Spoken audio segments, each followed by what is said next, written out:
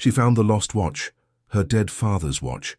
7 years searching for it, and she returned it, without asking for anything. Henry cried in front of a woman who cleaned his floors, and when he asked what she wanted as a reward, she did not ask for money. She asked for time to take care of her daughter who was dying. And in that instant, a man who had forgotten how to feel remembered what it meant to be human.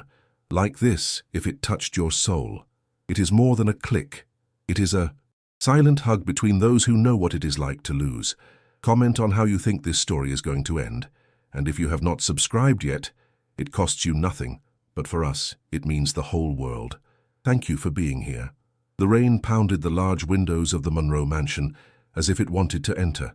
Claire Adams squeezed the damp cloth between her wrinkled hands and watched the drops slide down the glass, blurring the distant lights of New York. It was 6 in the morning, and the silence of the house was so heavy that it could be felt in the bones. Claire was 42 years old, but her hands looked like 60. The job had aged them. The bleach, the cold water, the endless hours scrubbing marble and fine wood. Her grey uniform was impeccable, as always, because Claire believed that dignity did not depend on money, but on the way a person presented herself to the world. The mansion was huge. 3 stories of carved stone, high ceilings with golden mouldings, marble stairs that shone under the crystal chandeliers. Everything there breathed opulence but also loneliness. Claire had been cleaning those hallways for 5 years and had never heard a laugh in that house. Henry Monroe, the owner, was a 55-year-old man with a face marked by severity. Tall, broad-shouldered, always dressed in dark suits that looked like armor. His grey hair was perfectly combed back, and his blue eyes had the coldness of steel. He spoke little. He looked less. That morning, Claire saw him come down the stairs with his Italian leather briefcase. His steps echoed in the hall like the drums of a military march. He did not greet her. He never did. He simply passed next to her, as if she were part of the furniture. "Good morning, Mr. Monroe," Claire murmured, more out of habit than hope for a response. He did not even turn his head. The main door closed with a dry bang, and the echo traveled throughout the house until it was lost in some forgotten corner. Claire sighed and continued cleaning. This was her life, invisible, silent, insignificant. But that morning, something in the air felt different. Claire finished cleaning the hall and went up to the 2nd floor, where the main rooms were. The hallway smelled of furniture wax and something else, of stopped time. The photographs on the walls showed a much younger Henry, smiling next to an older man with a white beard and a kind look. Mr. Arthur Monroe, his father. He had passed away 7 years ago, the oldest. Employees told stories about him.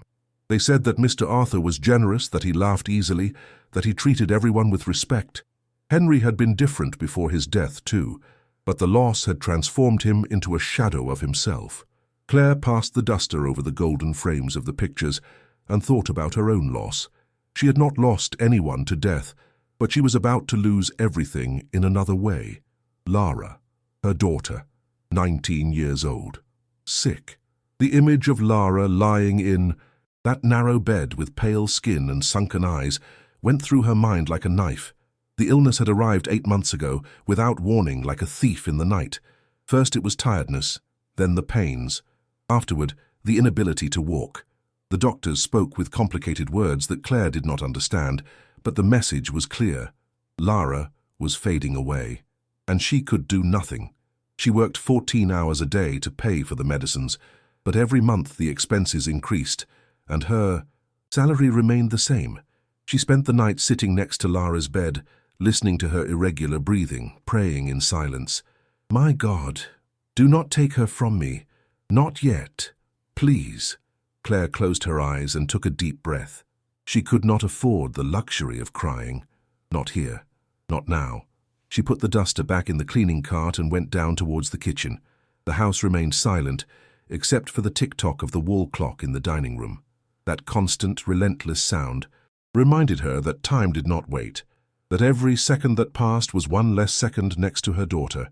And yet, here she was, cleaning the house of a man who did not even know her last name. Henry Monroe was sitting in his office in the center of New York, looking at the city through the large window. The buildings stretched to the horizon, gray under the cloudy sky. He had a meeting in 20 minutes. but he could not concentrate. He brought his hand to his vest pocket, an automatic.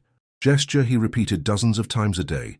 He was looking for something that was no longer there, something he had lost 7 years ago and had never been able to recover. His father's watch, an antique pocket watch of aged silver with artisanal engravings on the cover. His father had given it to him days before dying, with trembling hands and eyes full of tears. "Son, time is the only thing you cannot get back. Use it well." Henry clenched his fists on the desk. He had failed. He had let work consume his life. He had let bitterness replace love, and when he finally wanted to change, it was too late. His father was gone, and then, during a renovation in the mansion, the watch had disappeared. He searched for it for months. He hired specialized companies. He dismantled walls. He offered rewards. Nothing. It was as if the house had swallowed it. Losing that watch was losing his father a second time. Since then, something inside him had broken. He no longer trusted anyone. He no longer felt anything. There was only work, numbers, meetings, an empty life inside an empty house. His secretary knocked on the door. "Mr. Monroe, the meeting is about to begin." He nodded without looking at her and stood up. He adjusted his tie, put on his jacket and left the office with the same impenetrable face as always. But inside, he was still a lost man looking for something he would never find. The storm had intensified. Claire could hear the wind hitting the wooden shutters on the 3rd floor. She had finished her main tasks and now had to organize the mansion's storage room, a place no one had gone down to for years. She went down a narrow, dark staircase that creaked under her feet. The smell of dampness and old wood filled her nose. She turned on the light, a yellowish bulb that barely illuminated the space. The storage room was a chaos. Torn cardboard boxes, furniture covered with dusty sheets, rusted tools piled against the wall. Claire sighed. It was going to take hours. She began to move the boxes, organizing them by size. Some were so old that they fell apart when she touched them. She found old photographs, yellowed documents, toys from another era. Everything forgotten, as if the past were something that could be stored in a basement and forgotten. She was moving a wooden shelf when she noticed something strange. One of the back panels was loose. She pushed it carefully, and the panel slid to the side, revealing a small, dark gap. Inside, there was a box, a worn leather box the size of her hand. Claire carefully took it out, feeling the light weight in her palms. It was covered in dust, but even so, the quality of the material could be seen. She opened it slowly, and her heart stopped. There, resting on faded red velvet, was a pocket watch, antique silver, with delicate engravings. The cover had an inscription barely visible, A.M., for my son, with all my love. Claire knew it immediately. This was the watch. Mr. Monroe's father's watch. The watch that had been lost for years. The watch that, according to the old employees, was the only thing that really mattered to that cold and distant man. Her hands trembled. How had it gotten there? Why had no one found it during all those years of searching? She closed the box gently, as if holding something sacred. Her first instinct was to put it in her pocket and keep working, but something inside her stopped her. This did not belong to her. This was important, more important than anything she had cleaned or moved in that house. She wiped her hands on her apron and went up the stairs with the box pressed against her chest. Her heart was beating hard.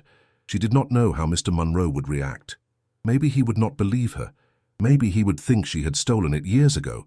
Maybe... No, she had to return it. It was the right thing to do. She walked through the silent hallways until she reached the door of Henry's private study. It was usually closed, but that afternoon it was ajar. She could hear his voice on the phone, tense and annoyed. Claire took a deep breath, gathered all her courage and knocked softly on the door. "Come in!" the voice barked from inside. Claire pushed the door open carefully. The study was a room lined with dark wood, with shelves full of old books and framed diplomas. A huge mahogany desk occupied the center, covered with papers and folders. Henry was standing next to the window, with the phone pressed to his ear, looking towards the garden that the rain had turned into a sea of bright green. "I do not care about your excuses. I want the numbers by tomorrow," he said in a cutting voice. "If you cannot do it, I will look for someone who can." He hung up without saying goodbye and turned towards Claire. His expression was one of absolute annoyance. "What do you want? I am busy." Claire felt her legs shaking. Henry Monroe was an intimidating man, even when he was silent. When he spoke with that tone, he was terrifying. "Mr. Monroe, I found something," she murmured, her voice barely audible. "You found something," he repeated impatiently. "And you interrupt me for that? Leave it in the kitchen or wherever it belongs, and it is this, sir." Claire held out the leather box with trembling hands. Henry looked at it with a frown, not understanding what could be so important. Then his eyes fell on the box, and something changed in his face. The color disappeared from his cheeks. He approached slowly, as if he was afraid that the box was an illusion that would vanish if he moved too quickly. He took the box from Claire's hands without saying a word and opened it. The world stopped. Henry looked at the watch for long seconds. His breathing became irregular. His hands, always firm and secure, began to tremble. He took off his glasses with a sudden movement and let them fall onto the desk. Then he took the watch out of the box and held it between his fingers as if it were the most fragile thing in the world. The inscription shone under the light of the lamp. "A.M. for my son, with all my love." Claire saw how the eyes of that hard and cold man filled with tears. 1, 2, 3 drops rolled down his cheeks before he could stop them. He pressed the watch against his chest and closed his eyes tightly, as if he were trying to contain a pain too great to bear. "Dad," he whispered, with a broken voice. Claire felt a lump in her throat. She had never seen Henry Monroe show any emotion, and now he was crying in front of her, vulnerable and broken, holding a piece of metal as if it were the only thing that connected him to something he had lost forever. Several minutes passed in silence. Only the rain against the large windows and Henry's ragged breathing could be heard. Finally, he opened his eyes and looked at Claire as if seeing her for the first time in 5 years. "Where did you find it?" he asked in a hoarse voice. "In the basement storage room, sir. It was hidden behind a loose panel. I do not know how it got." "There." Henry nodded slowly, wiping his tears with the back of his hand. He sat down in his leather chair and left the watch on the desk, unable to take his gaze away from it. "I looked for it for years," he said in a low voice. "Years. I hired dozens of people. I took this house apart, stone by stone. And you found it." Claire did not know what to say. She remained standing, with her hands clasped in front of her, waiting. Henry looked up at her, and there was something different in his eyes. Something that had not been there before. Gratitude. Humanity. "Claire, right? That is your name." She nodded, surprised that he knew her name. "Claire," he repeated, "you have just returned something to me that I thought was lost forever. Something that is worth more than everything I own. Tell me what you want as a reward, whatever it is. Money, paid vacation, a raise, whatever you need. Anything." Claire felt her heart racing. This was her opportunity. She could ask for money. She could ask for enough to cover Lara's treatments for months. She could solve her financial problems in one blow. But when she opened her mouth, the words that came out were different. "I do not want money, Mr. Monroe." Henry looked at her with surprise. "You do not?" "No." He leaned back in his chair, studying her carefully. "Then, what do you want?" Claire felt the tears begin to blur her vision. She had kept everything inside for so long. She had been strong because she had no other option. But now, in front of this man who had just recovered something precious, in front of someone who understood what it was to lose what he loved most, the words burst out uncontrollably. "I have a daughter, sir. Lara. She is 19 years old." Henry listened in silence, with the watch still in his hand. "She is sick, very sick. The doctors say it is a degenerative disease. Every day she is worse. She can no longer walk. She can barely eat. The pain is constant." Claire's voice broke, but she continued. "I work 14 hours a day to pay for her medicines, but it is never enough. And when I am here cleaning these floors, organizing these rooms, my girl is alone at home, suffering, and I cannot be with her. I cannot hold her hand. I cannot comfort her when she cries. I cannot—" She stopped, swallowing with difficulty. "I do not want your money, Mr. Monroe. I just need to be able to take care of my daughter, to be with her. I do not want to leave this job. It is a good job, and you have been fair to me. But if I could have more flexible hours, if I could leave when she needs me, if I could, if I could be present in what little life she has left. Tears ran freely down her face now. Claire covered her mouth with her hand, ashamed of having broken down like this in front of her employer, but she could no longer hold back. I just want my girl to know that her mother is with her, that she is not alone. That is all I want, sir. Please. The silence that followed was absolute. Henry stood up slowly. He walked towards the window and stayed there with his back to Claire, looking at the rain. His hand squeezed the watch so hard that his knuckles had turned white. Claire waited, with her heart in her throat. Maybe she had said too much. Maybe she had been inappropriate. Maybe now he would fire her for daring to ask him for something like that. But when Henry spoke, his voice sounded different, softer, more human. My father died in a hospital, he said without turning around. I was in a business meeting in Boston. They called me 3 times. I did not answer. I thought it could wait, that there would be time later. He paused for a long time. When I arrived, he was already gone, and the last thing he had done was ask the nurse if his son was going to arrive on time. The nurse lied to him. She told him yes, that I was on my way, and my father died believing that lie, waiting for me. His voice broke slightly. I stayed sitting next to his bed for hours, looking at his face, thinking about all the times I could have been with him and was not, all the dinners I cancelled, all the calls I ignored, all the time I wasted chasing things that did not matter. He turned towards Claire. His eyes were red. And now, you are here, asking me for the opportunity to do what I did not do, to be present, not to waste the time you have left with someone you love. He walked towards her and took her hands in his. Claire was paralyzed by the surprise. Claire, from this moment on, you no longer need to ask me permission to take care of your daughter. Work when you can, go to her when you need to, and if you need money for her treatments, for doctors, for whatever it is, come to me. It is not charity, it is gratitude. Sir, I cannot. Yes, you can, he interrupted firmly, and you will, because you returned something to me that I thought was lost forever, and because no mother should have to choose between her work and her daughter. Claire sobbed and squeezed. Henry's hands, unable to articulate a word. It was too much. It was more than she had hoped for. It was a miracle. Tomorrow I will call my personal doctor, Henry continued. Dr. Ramirez is the best in New York. He will examine Lara, and we will see what can be done. I will also organize transport so that you can come and go without problems. Mr. Monroe, I do not know what to say. Do not say anything. Just go to your daughter. Now. Claire nodded, crying and laughing at the same time. She wiped her tears with her apron and headed towards the door. But before leaving, she turned one last time. Thank you, sir. May God bless you. Henry nodded in silence, and Claire ran out of the mansion, into the rain, towards her small apartment where Lara was waiting for her, and Henry was left alone in his study, holding his father's watch, feeling for the first time in 7 years that perhaps, just perhaps, there was still time to make things right. The next day, at 9 in the morning, a black Mercedes stopped in front of the modest building where Claire lived. It was a humble neighborhood, on the outskirts of New York, with peeling facades and balconies full of hanging clothes. The neighbors looked with curiosity when an elegant man in his 60s got out of the car carrying a leather briefcase. It was Dr. Ramirez. Claire received him at the door of her small apartment, nervous and overwhelmed. She had spent the whole night awake, telling Lara what had happened, and her daughter could barely believe it. "Good morning, Mrs. Adams," said the doctor with a kind smile.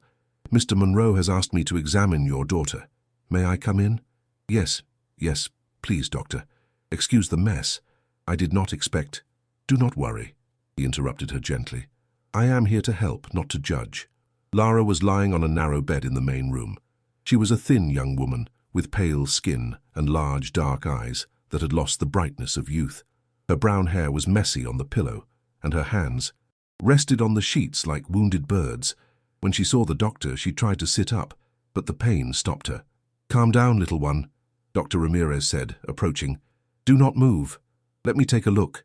During the next hour, the doctor examined Lara with meticulous care. He checked her reflexes, her mobility, her vital signs.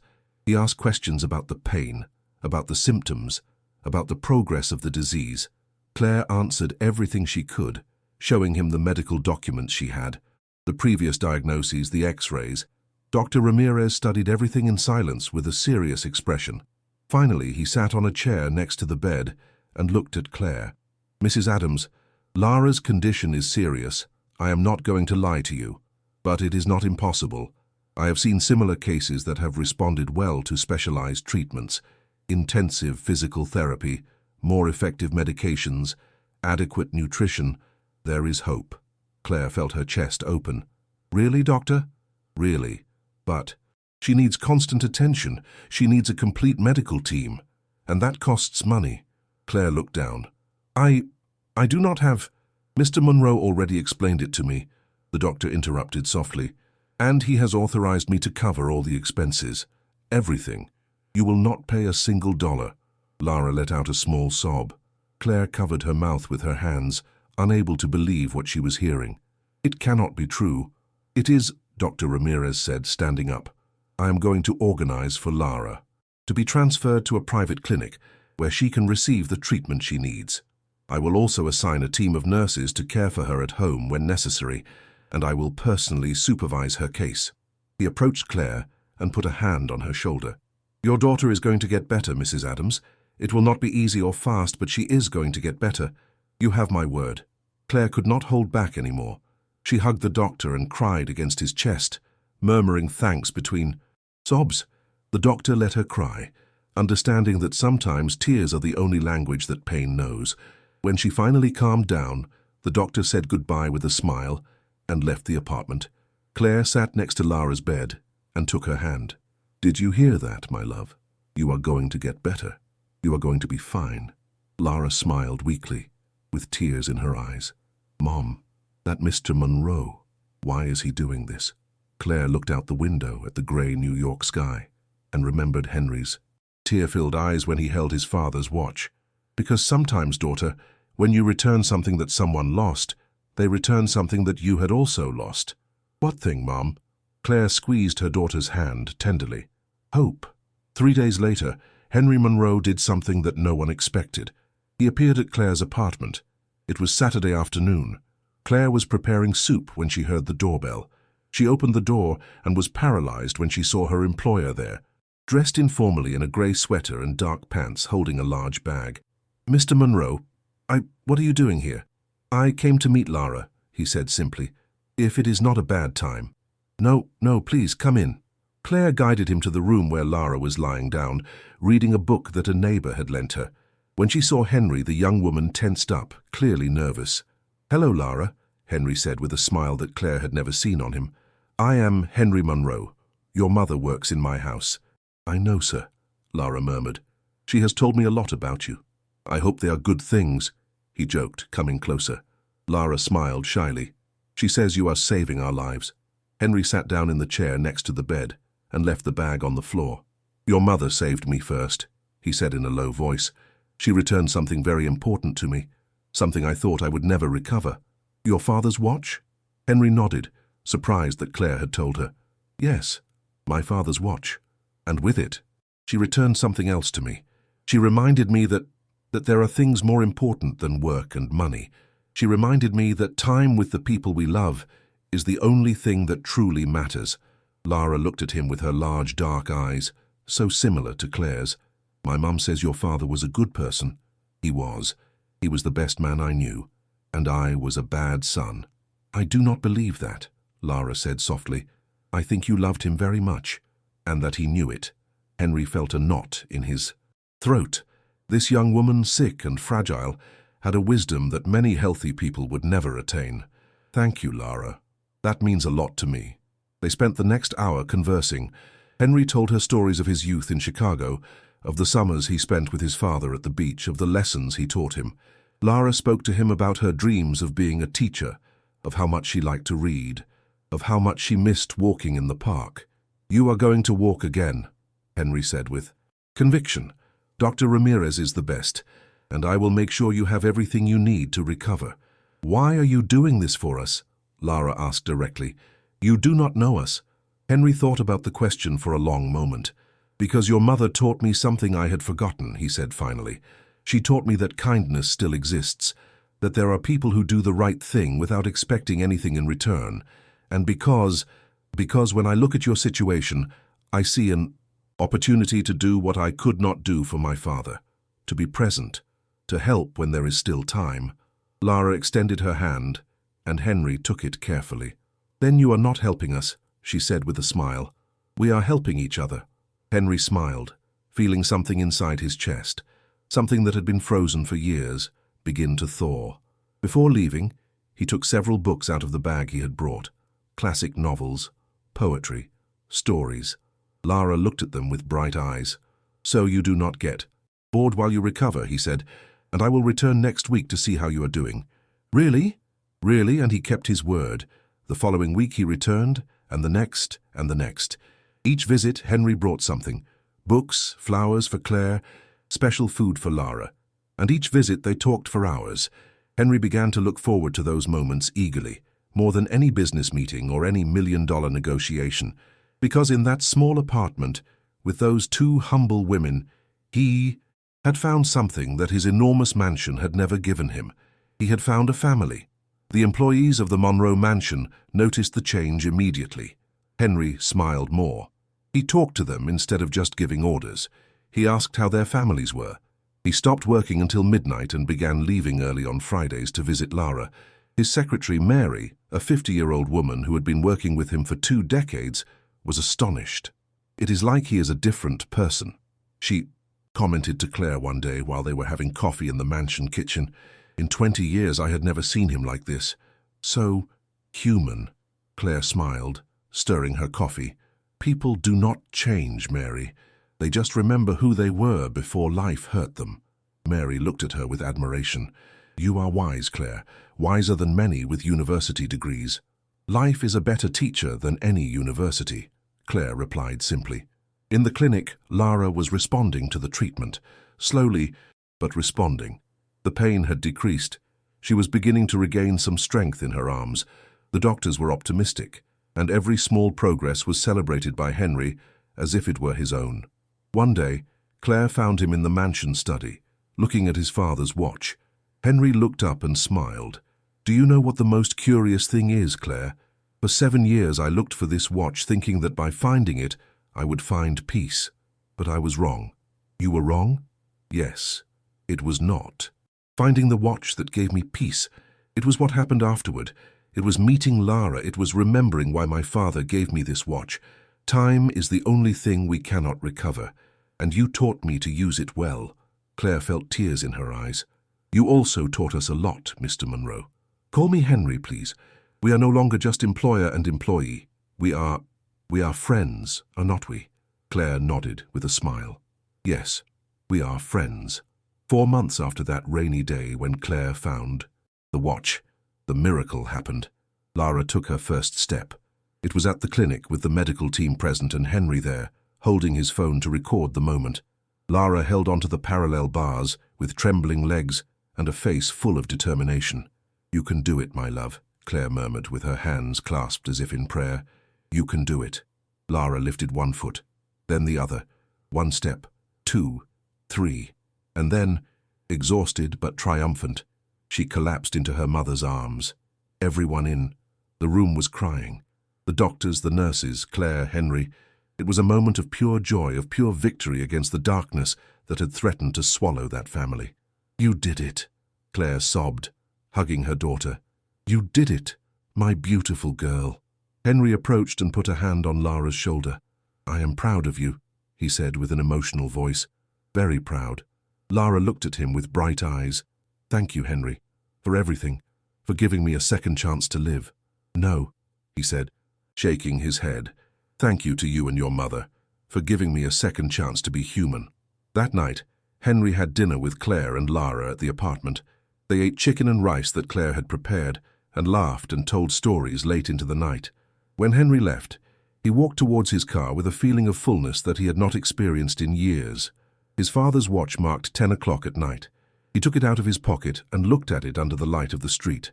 Dad, he thought, I think I finally understood what you wanted to teach me. Time is not measured in hours or minutes.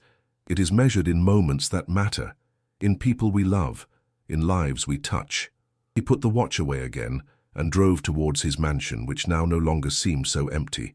because he had learned that a home is not built with stones and marble. It is built with love. 6 months later, Lara was discharged from the hospital. Dr. Ramirez signed the documents with a smile and declared that it was a total success case. The disease was in remission. Lara could return to her normal life with periodic care and checkups, but without the shadow of death chasing her. Henry insisted on organizing a small celebration at his mansion. Claire protested at first, saying it was not necessary, but he did not accept no for an answer. "You gave me so much," he said. "Let me do this." On the day of the party, the Monroe mansion was transformed. Fresh flowers decorated every room. Soft music played from hidden speakers. There was food prepared by a chef, but also homemade empanadas that Claire insisted on making. The mansion employees were invited, along with the doctors and nurses who had cared for Lara. Dr. Ramirez arrived with his wife. Mary brought her grandchildren. It was a small, intimate gathering, but full of warmth. Lara walked in on her own 2 feet, wearing a blue dress that Henry had given her. Her hair shone under the light of the chandeliers. Her cheeks had color. Her eyes had life. Everyone applauded when she entered. "Welcome home," Henry shouted, approaching to hug her. "This is not my home," Lara laughed. "Today it is," he replied with tenderness. "Today, this is the home of everyone who celebrates a miracle." During the afternoon, Lara walked through the gardens that she had only seen from her room window during her medical visits. She sat next to the fountain, feeling the sun on her face, listening to the birds singing. Henry sat next to her. "How do you feel?" "Like I am dreaming," Lara said. "A year ago I thought I was dying, and now I am here, walking, living, all thanks to you." "Not thanks to me," Henry corrected her. "Thanks to your strength, to your mother, to the doctors. I just had the privilege of helping." Lara looked at him with affection. "You are more than you think, Henry. My mum told me that before you were different, cold, distant. But I do not see that person. I see someone kind, someone who cares." "Your mother changed me," he admitted. "She gave me back more than a watch. She gave me back myself." They remained silent for a while, enjoying the peace of the moment. "Can I ask you something?" Lara finally said. "Whatever you want." "Are you happy now?" Henry thought about the question. He looked towards the mansion where he could see Claire laughing with Mary in the garden. He heard the cheerful voices of the guests. He felt the weight of the watch in his pocket, which was no longer a E, reminder of loss but of love. "Yes," he said with a smile. "I think for the first time in many years I am happy." Lara smiled and rested her head on Henry's shoulder, and he, the man who once believed he did not need anyone, put his arm around her and realized that he had finally found what he had been looking for all this time: a family, a purpose, a reason to live that went beyond work and money. The changes in Henry went beyond the personal. They also transformed the way he did business. He began to implement flexible hours for all his employees, especially those with families. He increased salaries. He created a fund to help with medical emergencies. His partners were confused. Some criticized him, saying he was going soft, that he was losing focus. But Henry did not pay attention to them. In a board meeting, one of his partners, a large man named Stephen Ruiz, confronted him directly. "Henry, what has happened to you? Before you were relentless. Now you are giving away money, giving time off, worrying about people's feelings. This is a business, not a charity." Henry looked at him fixedly. "Stephen, I have a question for you. When you die, what do you want them to say about you at your funeral? That you were rich? That you were successful? Or that you were a good man?" Stephen frowned. "That is a false choice. You can be both things." "You are right," Henry nodded. "But for too long, I was only one of them. And when my father died, I realized that all the money in the world could not buy one more minute with him. It could not erase the years I wasted. It could not get back the lost time." He stood up and walked towards the window. "A woman who works in my house taught me something that all of you should learn. She taught me that true wealth is not in a bank account.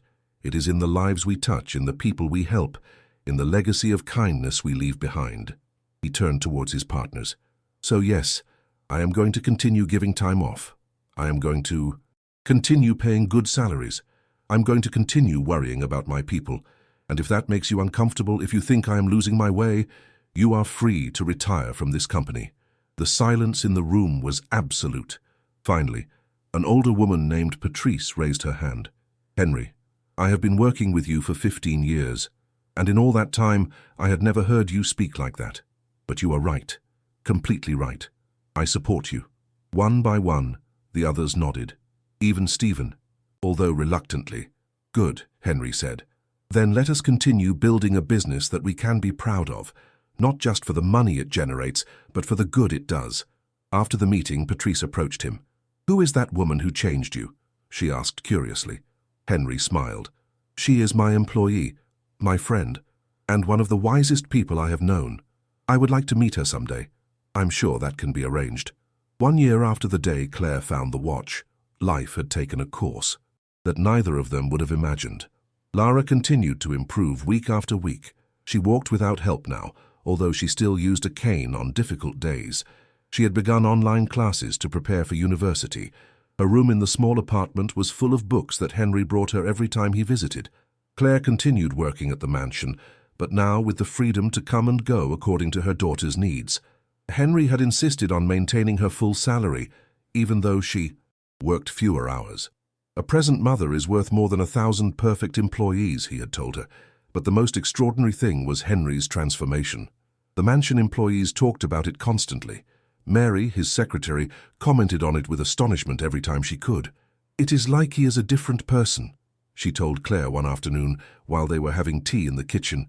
This morning, Mr. Monroe spent 20 minutes talking to the gardener about his grandson who is sick. A year ago, he did not even know the gardener had a family. Claire smiled while cleaning the cups. "People do not change, Mary. They just remember who they were before the pain hardened them. You changed him, Claire. You and Lara. We did not change him. We just returned something he had lost." "The watch?" "No." Claire looked out the window towards the garden where Henry was walking, phone to his ear but a calm expression on his face. "We returned his capacity to feel, to connect, to love." Mary nodded thoughtfully. "He is a good man. He always was, I think. He was just lost." "We are all lost at some point," Claire said with wisdom. "The important thing is to have someone who helps us find the way back." That night, Henry invited Claire and Lara to dinner at a restaurant downtown. It was not one of the elegant and expensive places he usually frequented. It was a small family establishment in the old town, with worn wooden tables and checkered tablecloths. "I used to come here with my father when I was a child," Henry explained as he guided them to a table by the window. "They make the best paella in all of New York." Lara looked around with curiosity. The walls were decorated with old photographs of New York. A guitarist played Spanish music in a corner. The aroma of saffron and seafood filled the air. "It is beautiful," she said with a smile. "Not as beautiful as some places I could have taken you," Henry admitted, "but it is special. It is real. And I wanted to share something real with you." During dinner, they talked about everything and nothing. Lara talked about her plans to study to be a teacher. Claire spoke about her dream of one day having a small garden where she could grow vegetables. Henry shared memories of his father, stories he had not told in years because they were too painful. But now, surrounded by these two women who had become his family, the memories no longer hurt. They were sweet. They were a treasure. "My father used to say that life gives you exactly what you need, not always what you want," Henry said, looking at his glass of wine. "For years I thought it was nonsense, that life was random and cruel. But now I think he was right." "Why?" Lara asked. "Because I wanted my father back. I wanted him to come back. But life knew that what I really needed was to learn the lesson he tried to teach me. I needed to understand that time with the people we love is the only thing that matters. And you taught me that." Claire felt tears in her eyes. "You also taught us, Mr. Monroe." "Henry," he corrected her softly. "Please, Claire, we are family. Call me Henry." "Henry," she repeated with a shy smile. He took his father's watch out of his pocket and put it on the table. Under the warm light of the restaurant, the silver shone with a soft glow. "For 7 years, I looked for this watch, thinking that by finding it, I would find peace," he said. "I thought it would give me back my father, that it would fill the void. His death left, but I was wrong." He touched the watch with a finger, tracing the engravings on the cover. "What gave me peace was not finding the watch. It was what happened afterward. It was meeting you. It was learning to live again, to feel again, to love again.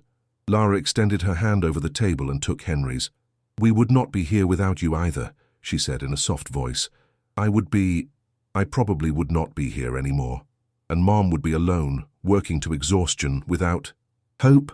But you are here," Henry said, squeezing her hand. "And I am here. And that is what matters." He put the watch away again, close to his heart, where he always carried it. "There is something I want to ask you," he said after a moment, "and I want you to know that you can say no without any problem." Claire and Lara exchanged curious glances. "What is it?" Claire asked. Henry took a deep breath. "I have been thinking about this for months, and I have come to realize that my house, that huge mansion full of empty rooms, is not really a home. It is just a building. But when I am with you, in your small apartment, surrounded by love and laughter, that is where I feel at home." He paused. "I would like you to come and live with me. Not as an employee," he hurried to clarify, looking at Claire. "As family. There is more than enough space. Lara could have her own room with all the books she wants. Claire, you would have your own space, your garden if you wish. And I would have what I always wanted, a family." The silence that followed was long. Claire looked at Lara, seeking her opinion. Lara looked at her mother, then at Henry. "Do you really consider us part of your family?" Lara asked. "More than that," Henry said with conviction. "You are my family, the only one I have, the only one I want." Lara smiled with tears in her eyes. "Then yes, I would love to." Claire wiped her tears with a napkin. "Sir, Henry, I do not know what to say." "Say yes," he asked. "Please, let me be part of your lives in the way that you are already part of mine." Claire nodded, unable to speak due to emotion. Henry stood up, walked around the table and hugged both of them. And there, in that small Spanish restaurant, surrounded by music and the aroma of paella, three people who had been lost and alone found what they had been looking for all their lives. They found a home, not in a building of stone and marble, but in the hearts of those who loved them.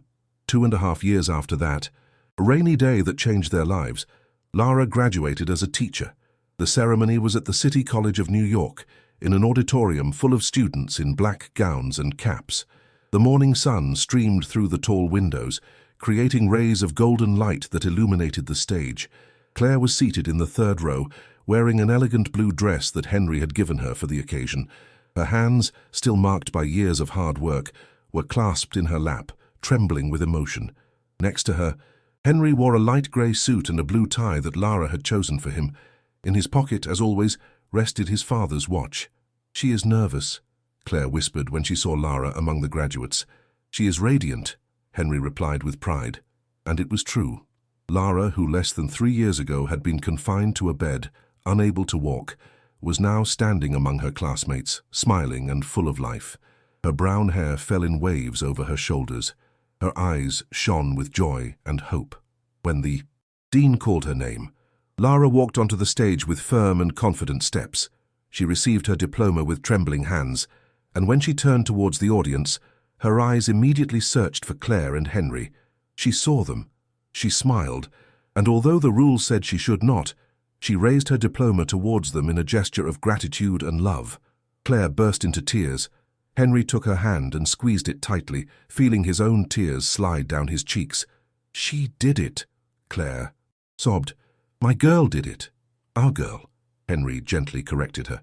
"And yes, she did it, because she is extraordinary, like her mother." After the ceremony, they took photographs in the university gardens. Lara in the center with her gown and cap, holding her diploma as if it were the most precious treasure in the world. Claire on her left, radiant with pride. Henry on her right, with his arm around both of them. The photographer, a young student who earned extra money at these ceremonies, looked at them curiously. "Are you family?" he asked as he adjusted the camera. The three of them looked at each other, and then, in unison, they answered, yes, because they were, not by blood, but by something stronger, by love, by gratitude, by all the battles they had faced together, by all the tears they had shared and all the victories they had celebrated. That afternoon, back at the mansion that was now their shared home, they organized a small celebration. Mary was there, along with Dr. Ramirez and his wife, some of Lara's professors, and several mansion employees who had grown fond of the young woman over the past few years. The garden was decorated with lights hanging from the trees. Soft music played from hidden speakers. A long table was full of food: paella, Spanish omelette, Iberian ham, empanadas that Claire had prepared that same morning. When the sun began to set, tinting the sky orange and pink, Henry asked for attention. "I want to say a few words," he began, holding a champagne glass. Everyone turned towards him. 3 years ago I was a broken man. I had lost my father. I had lost his watch. And in the process, I had lost my humanity. I had become someone cold, distant, incapable of feeling. He looked at Claire, who was standing next to Lara. And then, an extraordinary woman found that watch. She could have kept it. She could have sold it. But instead, she returned it, without asking for anything in return. His voice became softer. And that act of selfless kindness changed my life. It reminded me that there were still good people in the world. It taught me that a person's value is not measured by what they have, but by what they give. He approached Claire and Lara. "Claire, Lara, you saved me. You gave me a family when I thought I would be alone forever. You gave me love when I thought I was no longer capable of feeling it. You gave me a purpose beyond money and work." He took his father's watch out of his pocket and held it up. "My father gave me this watch with a message. Time is the only thing we cannot get back. Use it well." For years I did not understand what he meant, but now I know. It is not about how much time we have, it is about how we use it, who we share it with, what we do with it. He looked directly at Lara. "And you, my dear Lara, have used your time in the best possible way. You have fought against the darkness, and you have won. You have pursued your dreams, despite all the obstacles. You have become a teacher, someone who will dedicate her life to shaping young minds, to giving hope, to changing the world one person at a time." Lara had tears running down her cheeks. "I am more proud of you than words can express," Henry continued. "And I know that your grandfather, my father, would be equally proud of you, of your mother, of this beautiful family we have built together." He raised his glass. "So I propose a toast to Lara, for her graduation, for her bright future, to Claire, the most noble and brave woman I have known, and to the families that are not built with blood but with love. Cheers!" everyone exclaimed in unison, raising their glasses. The celebration continued late into the night. There was laughter, music, dancing. Dr. Ramirez told funny stories from his years in medicine. Mary taught Lara some Spanish dance steps. Claire sat with the employees' wives, sharing recipes and life advice. And Henry watched everything from a corner of the garden with a smile on his lips and a peace in his heart that he had never felt before. Mary approached him with 2 glasses of wine. "For you," she said, offering him one. "Thank you." They remained silent for a moment, watching Lara dance with one of her professors while Claire clapped to the rhythm of the music. "Do you know what the most beautiful thing about all this is?" Mary finally said. "What?" "That it all started with a simple act of honesty. Claire could have kept that watch. No one would have known. But she returned it, and that decision changed 3 lives. Henry nodded thoughtfully. "More than 3 lives. It changed everyone who works for me, the deals I make now, the way I see the world. You are a better man than you were 3 years ago." "I am the man my father wanted me to be," Henry said. "It just took me too long to understand it." Later, when most of the guests had left and the house was silent, Dr. Ramirez approached Henry with a serious but warm expression. "I want you to know something," the doctor said. "In my 40 years of career, I have seen many cases, many patients, many families, but I have never seen a transformation like Lara's. It was thanks to your work, Ramirez." "Not just that," the doctor shook his head. "Medicine can cure the body, Henry.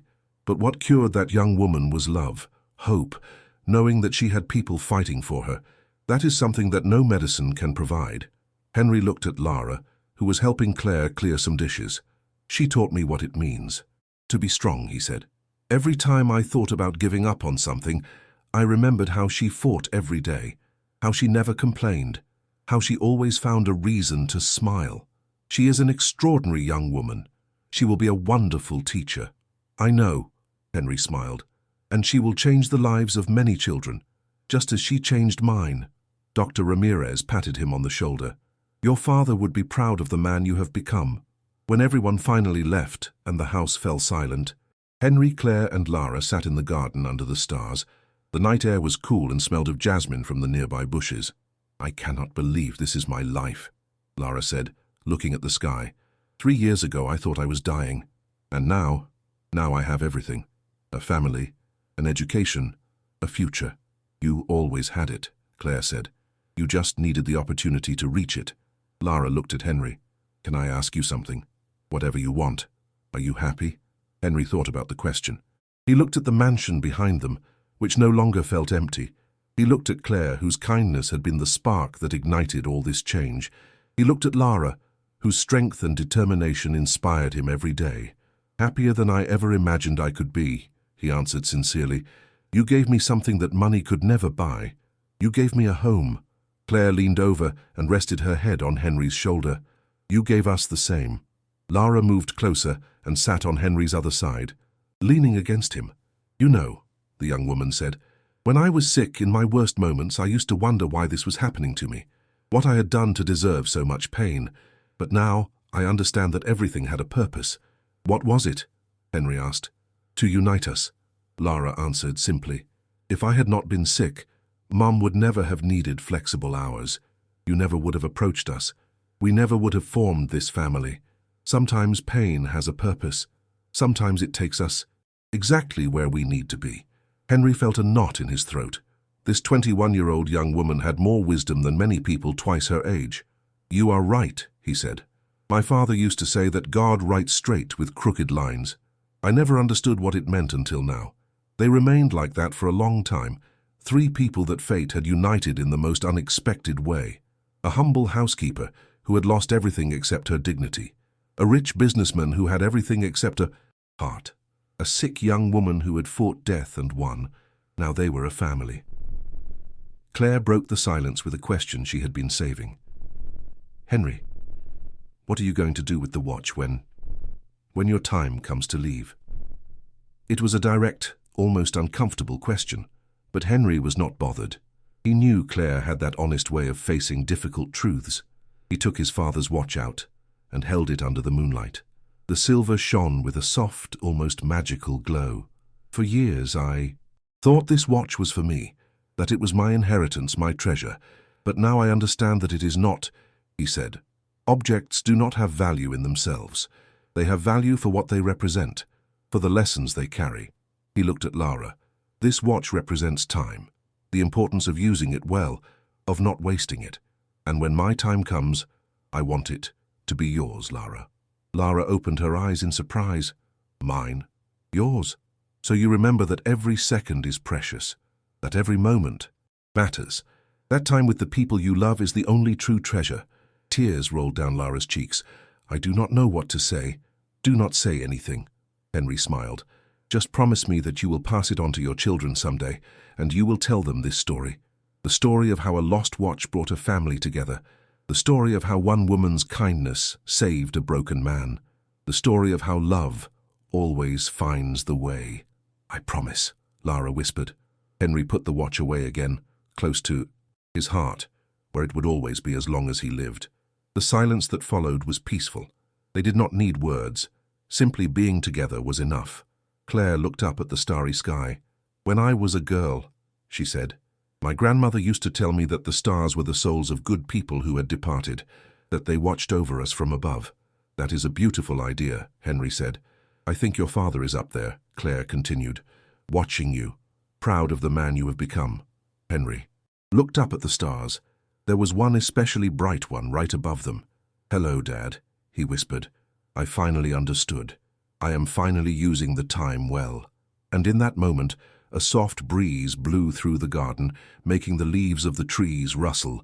It was as if the universe itself was responding, confirming that yes, Mr. Arthur Monroe was there, smiling, at peace, because his son had finally found what mattered. Lara yawned softly. You should rest, Claire said. It has been a long day. The best day of my life, Lara replied. But yes, I am tired. They stood up. Lara hugged Henry tightly. Thank you for being my family, she whispered in his ear. Thank you for letting me be. he replied. Claire hugged her daughter, then Henry. Good night, both women said before going into the house. Henry stayed alone in the garden for a few more minutes. He looked at the mansion that was once his prison and was now his home, the warm lights shining in the windows, the flowers that Claire had planted in the gardens, Lara's books piled on the terrace. Everything was different now. He was different. He took out the watch one last time and opened it. The hands marked 11:58 at night, 2 minutes to midnight, 2 minutes to a new day. But for Henry Monroe, every day was new now. Every sunrise was a blessing. Every moment with Claire and Lara was a gift. Time is the only thing we cannot get back, he murmured, repeating his father's words. But we can use it well. We can. Fill it with love. We can make every second count. He closed the watch carefully and put it away close to his heart. Then he went into the house, turning off the lights one by one, knowing that tomorrow he would turn them on again, that tomorrow there would be laughter at breakfast, that tomorrow Lara would tell him about her plans for her first class as a teacher, that tomorrow Claire would sing in the kitchen while making coffee, and that he would be there for all of it, present, alive, loving, because Claire had returned a watch to him. But she had given him much more than that. She had given him back his life. She had taught him that it is never too late to change, that it is never too late to love, that it is never too late to be the person you were always meant to be.